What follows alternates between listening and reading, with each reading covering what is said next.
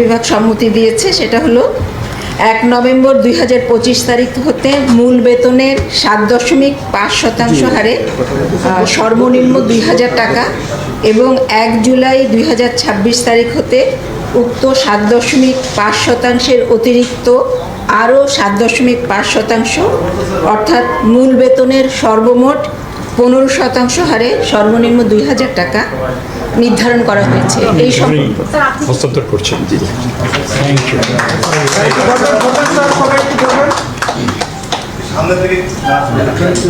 যেটা বলতে চাই, আজকে একটা খুবই বাস্তবসম্মত এবং গুরুত্বপূর্ণ একটা আমার মনে হয় যে অগ্রগতি হলো যে বেসরকারি এনপিওভুক্ত শিক্ষক এবং কর্মচারীদের সংক্রান্ত তাদেরকে যেটা ইম্প্যাক্ট করবে এই ধরনের একটা সিদ্ধান্ত এটা হলো। এবং আমি এই মন্ত্রণালয়ের দায়িত্বপ্রাপ্ত যেদিন থেকে হয়েছিলাম সেই দিন থেকে শুরু করে সবসময়ই আমি যেই কথাটা বলে এসেছি সেটা হচ্ছে যে শিক্ষকরা মানে গুরুত্বপূর্ণ ভূমিকা আমাদের দেশ গঠনে তারা ভূমিকা রাখছেন এবং এটাকে অস্বীকার করা যায় না যে তাদের যে বেতন কাঠামো এবং অন্যান্য সুযোগ সুবিধাদি সেটা যথেষ্ট রকমভাবে কম। যেই পরিমাণ দাবি ছিল তার যৌক্তিকতা নিয়ে আমাদের কখনোই কোনো সংশয় ছিল না, অবশ্যই যুক্তিযুক্ত দাবি ছিল, কিন্তু সেটা পূরণ করা ছিল অন্যান্য শর্ত সাপেক্ষে আমাদের সম্পদ কতটুকু রয়েছে সে কথাটাই বারবার আমরা বলেছি যে এবং সেই পরিপ্রেক্ষিতে অর্থ মন্ত্রণালয়ের ছাড় অতীতে যেটাই পরবর্তীকালে তারা যেটা দিলেন 5% এবং সেটাই আমাদের পক্ষে এই বাজেটে সম্ভব, সেটাই আমরা বলেছিলাম। কিন্তু আমরা মানসিকভাবে আমরা সকলেই আমরা জানি যে এটা আরও বেশি তাদের প্রাপ্য ছিল, তারা সেই দাবি দাবা অব্যাহত রেখেছিলেন। পরে আমি অন্য মন্ত্রণালয়গুলোর সঙ্গে কথা বলা, উপদেষ্টা পরিষদে কথা বলা এবং সর্বশেষ প্রধান উপদেষ্টার সাথে কথা বলে কয়েক দফায় এখানে আলাপ আলোচনা হয়েছে অন্যান্য উপদেষ্টাদের নিয়ে এবং অবশ্যই আমরা এই ক্লিয়ারেন্সটা এখন এটা আমরা যেটা পেলাম যে আমাদের এটা করতে হবে এবং সেই প্রেক্ষিতেই আজকে এই ঘোষণা যেটা হলো যে 5% থেকে 7.5% এই 7.5% এই বছর এবং আগামী বছর এটা পুরোটা উন্নীত হয়ে 15% সেটা হবে।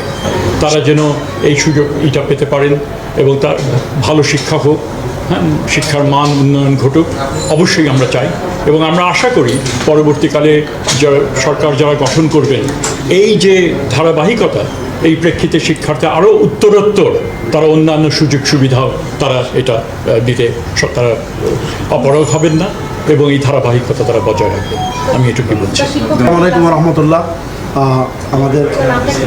আমি অধ্যক্ষ দেলোয়ার হোসেন আজিজি, সদস্য সচিব এমপিওভুক্ত শিক্ষা জাতীয়করণ প্রত্যাশী জোট, সভাপতি বাংলাদেশ মাদ্রাসা শিক্ষক কর্মচারী ফোরাম, অধ্যক্ষ কাতলাসিন কাদিরিয়া কামিল মাদ্রাসা।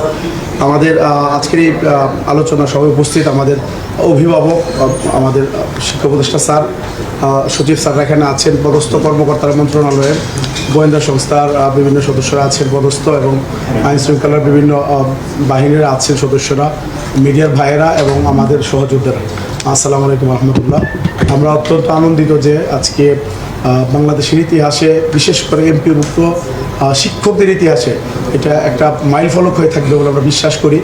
আর স্বাধীনতার পর থেকে আমাদের শিক্ষকদেরকে যে বাড়ি ভাড়া দেওয়া হতো মাত্র 1000 টাকা, একেবারেই অপ্রতুল। এটা বিশ্বের কোথাও, বাংলাদেশ কেন কোথাও মানে 1000 টাকা দিয়ে বাড়ি ভাড়া এটা কল্পনা করা যায়। তো সেই জায়গা থেকে আজকে যে উত্তরণ আপনারা ইতিমধ্যে শুনেছেন যে আমাদের এখন 7.5% এখন থেকে আপনার কার্যকর হবে আর বাকিটা আগামী নভেম্বর থেকে আগামী থেকে হবে, এটা অলরেডি আপনার প্রজ্ঞাপন উল্লেখ করা আছে।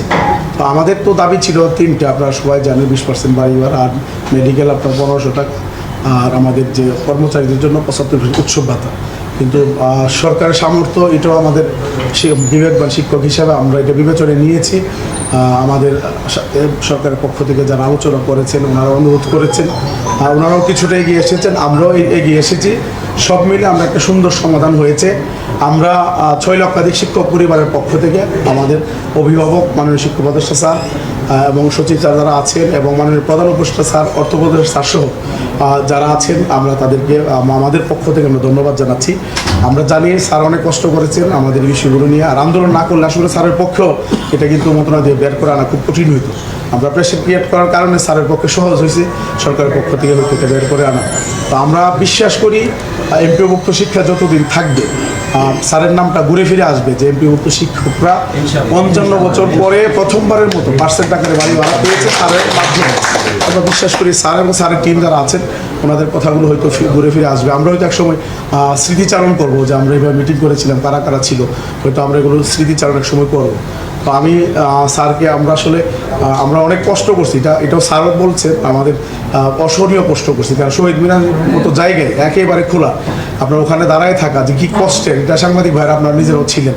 তো আমাদের কষ্টের জায়গা থেকে হয়তো আমাদের শব্দ চয়নে দু একটা ভুলভ্রান্তি হয়েছে, এটা আমরা স্বীকার করি। আমরা আমাদের অভিভাবক হিসাবে এবং আমরা যেহেতু ওনার সন্তান তুল্য, আমরা স্যারের কাছে আমরা ক্ষমা চাই। স্যার ঘোষণা দিচ্ছি যে আমরা আগামীকালকে থেকে আমাদের শ্রেণীকক্ষে ফিরে যাবো ইনশাল্লাহ।